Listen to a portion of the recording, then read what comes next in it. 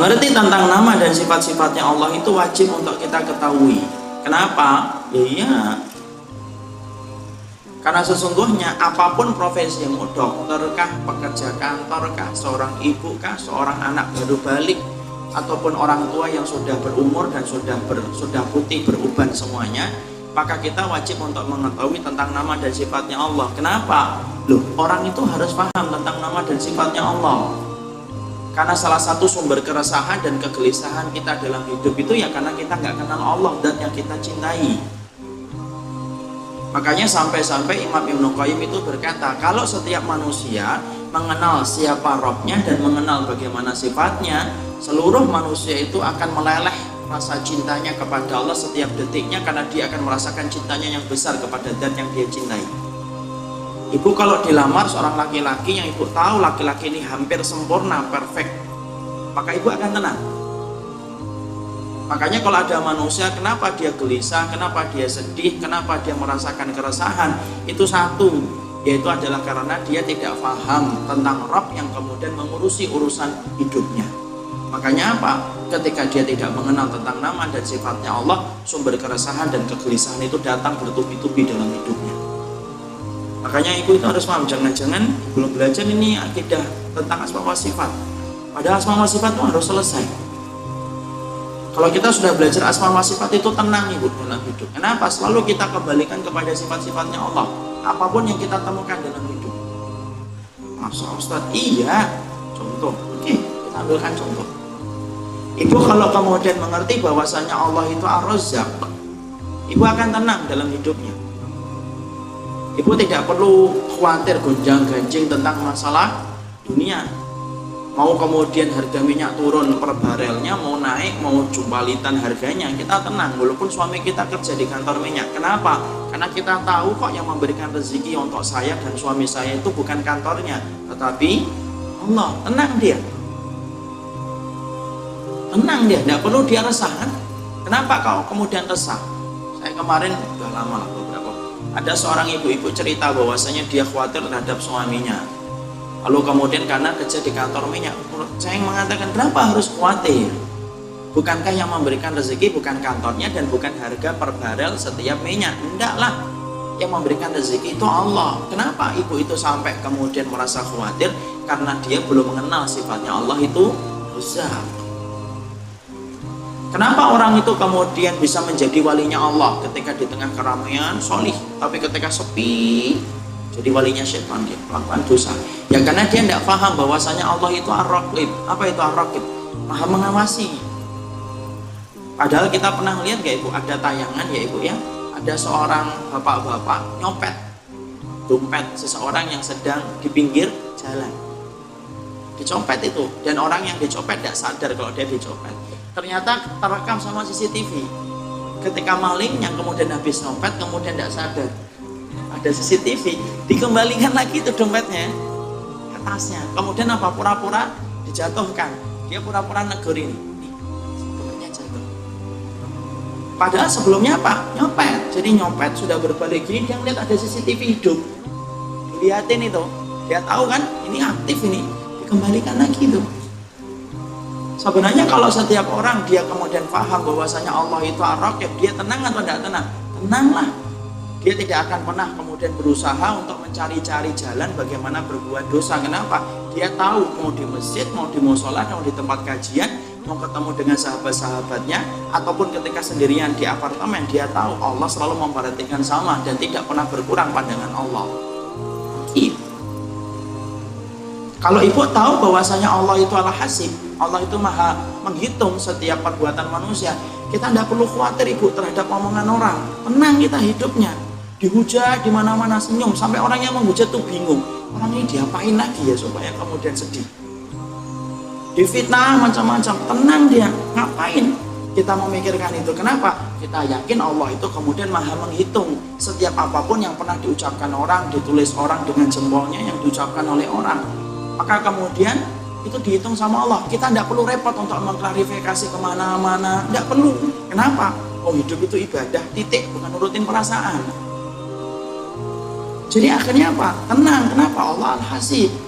Makanya lihat orang-orang yang terzolimi rata-rata tenang. Kenapa kok kamu tenang? Loh, Allah sudah nyatet kok. Ma yalfidhu min qaulin illa ladaihi raqibun atid.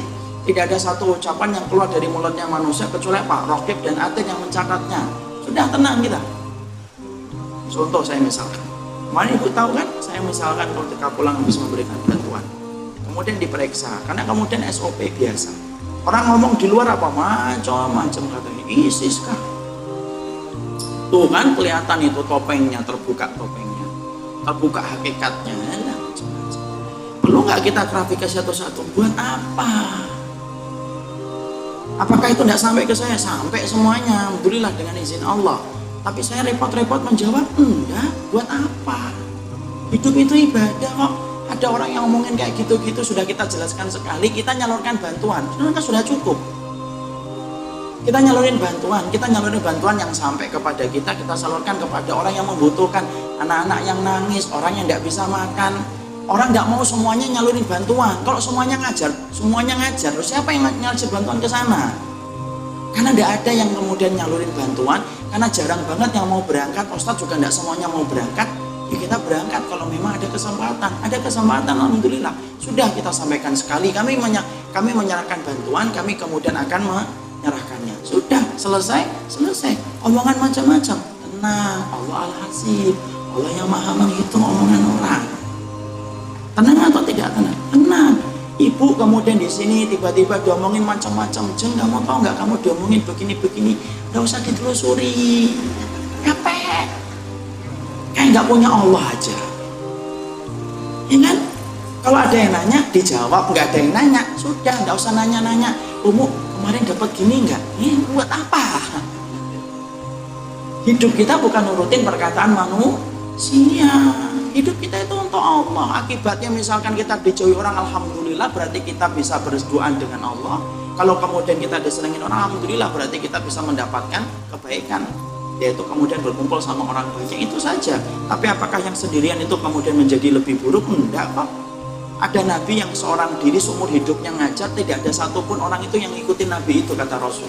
Sampai mati aja sendirian, didampingi dengan satu orang muridnya yang nguburkan dia. Seluruh pada saat itu tidak ada yang menerima imannya dia. Nabi Ibrahim, Masya Allah, Nabi Ibrahim itu pendekarnya tauhid atau tidak? Pendekarnya tauhid ibu, dalam bahasa tanda kutip itu pendekar akidah itu siapa? Nabi Ibrahim. Tapi tahukah kita Nabi Ibrahim itu seluruh warga itu pembenci Nabi Ibrahim. Sampai Nabi Ibrahim itu dibakar dan tidak ada satupun orang saat itu kecuali ikut nyombang kayu supaya membakar Nabi Ibrahim. Coba. Bahkan Imam Ibnu Katsir menceritakan ada wanita tua tinggal jauh dari kerajaannya Namrud, jauh di perbatasan kerajaan Namrud, buta. Itu kemudian ketika mendengar bahwasannya Nabi Ibrahim itu akan dibakar, sedih. Bukan sedih memikirkan Nabi Ibrahim dibakar. Loh, kenapa kamu sedih? Iya, karena aku dengar Ibrahim mau dibakar. Terus sedihmu apa, Nek? Loh, aku tidak bisa nyumbang kayu untuk membakar Ibrahim supaya kayunya lebih banyak dan apinya lebih besar. Loh, itu ada dalam kitab tafsir. Tapi Nabi Ibrahim sedih nggak ketika seluruh warga meninggalkan Nabi Ibrahim? Loh, kan enggak. Berjalan di atas kebenaran kan bukan untuk mendapatkan simpati manusia. Makanya semuanya kalau kita selesaikan dengan mengenal sifatnya Allah, hidup itu tenang atau tidak tenang? Tenang itu. Ibu misalkan tiba-tiba didiagnosa sama dokter, maaf Bu, saya harus katakan apa dokter, ibu menderita stadium 4. Biasanya seorang ibu yang difikirkan itu apa? Bukan dirinya, anak-anaknya.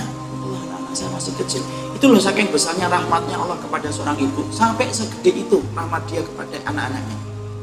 Biasanya dipikirkan ibu itu apa? Ya Allah, nanti kalau saya mati memang bagaimana anak-anak saya? Kenapa dia gelisah? Karena dia lupa bahwasanya Allah itu Al-Hafidz. Apa itu Al-Hafidz? Allah itu maha menjaga makhluknya. Kalau sudah dikasih jatah hidup, Allah kasih jatah rezeki.